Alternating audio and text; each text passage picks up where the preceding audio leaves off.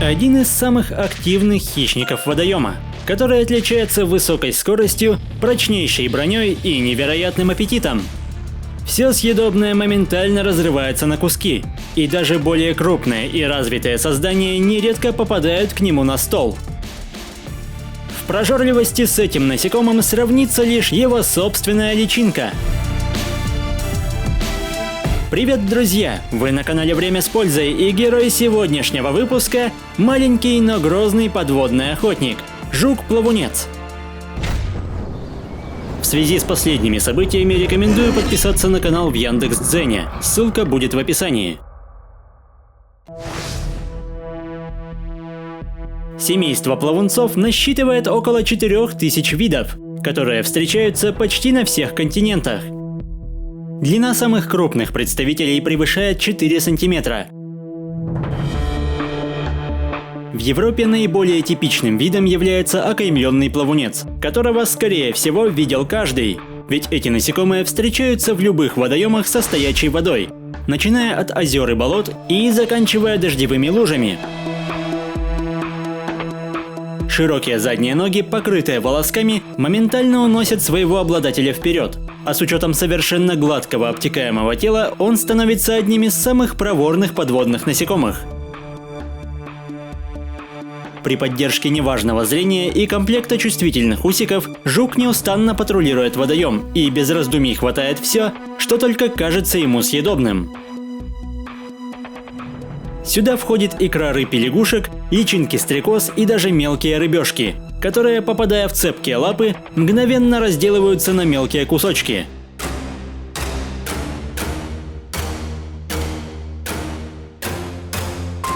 В отличие от большинства хищников, которые предпочитают сначала усмирить свой трофей, у плавунца другие правила. Придерживая цель передними ногами, он преспокойно поедает свой обед, мощными челюстями отрывая куски от зачастую еще живой жертвы. Под прицелом не только мелкие тритоны, но и такие проворные охотники, как лягушки. Смертельный капкан максимально эффективен против земноводных, чья мягкая плоть не имеет никакой защиты против натиска острых клыков. Но куда более доступной добычей становятся головастики, которые не отличаются бдительностью и высокой скоростью. В то же время в разгар лета ими кишат все стоячие водоемы, поэтому будущие лягушки одна за другой попадают на стол прожорливых жуков.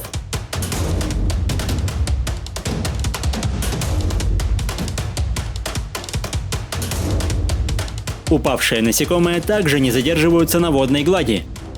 Бдительный страж водоема улавливает колебания и торопливо всплывает, заключая незваного гостя в свои хищные объятия.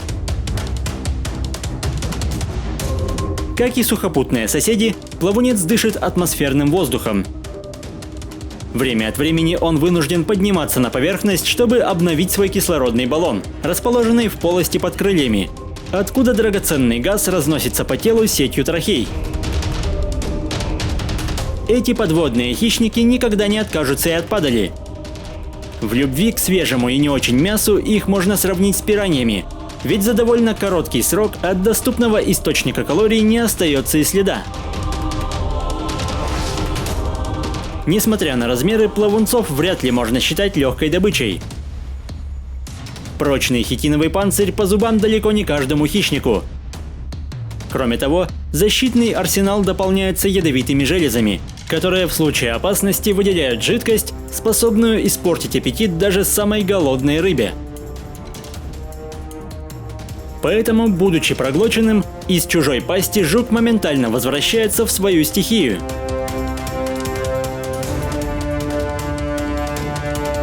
Конечно, защита плавунца малоэффективна против крупных животных, но зачастую в небольших водоемах он находится на вершине пищевой цепи.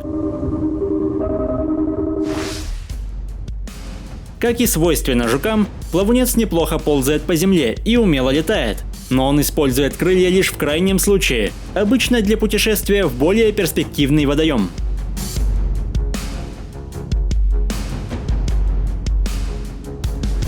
Все фазы развития плавунца, за исключением куколки, протекают в водоеме. и хищные инстинкты просыпаются в насекомом задолго до получения статуса жука. Личинки плавунца значительно уступают в скорости, поэтому они вынуждены устраивать засады.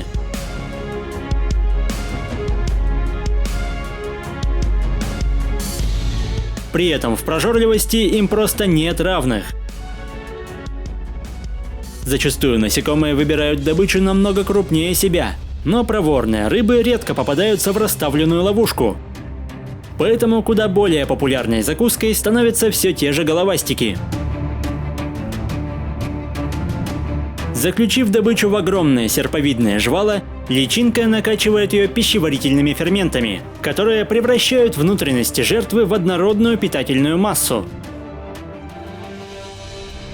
Клыки не разжимаются до тех пор, пока хищник не насытится, либо до полного истощения цели.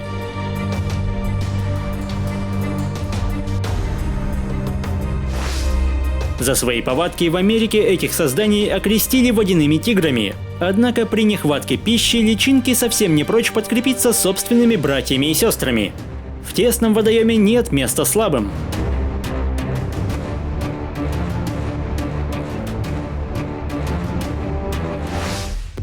По мере взросления личинка покидает водоем и при помощи тех же клыков закапывается в вил, чтобы превратиться в куколку.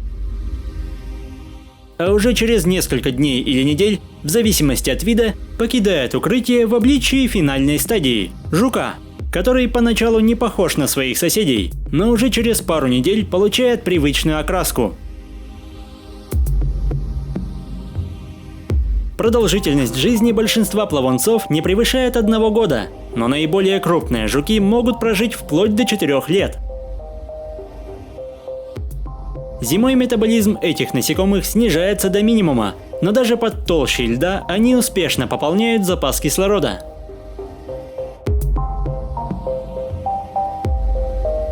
При массовом размножении эти насекомые могут наносить существенный вред рыбоводным хозяйствам. Но вместе с тем, многие виды плавунцов специализируются на поедании личинок и куколок комаров, в том числе переносчиков малярии. В целом, представители семейства прочно обосновались в своей среде обитания, и за счет развитых охотничьих навыков и продвинутой защиты популяция этих насекомых более чем благополучна.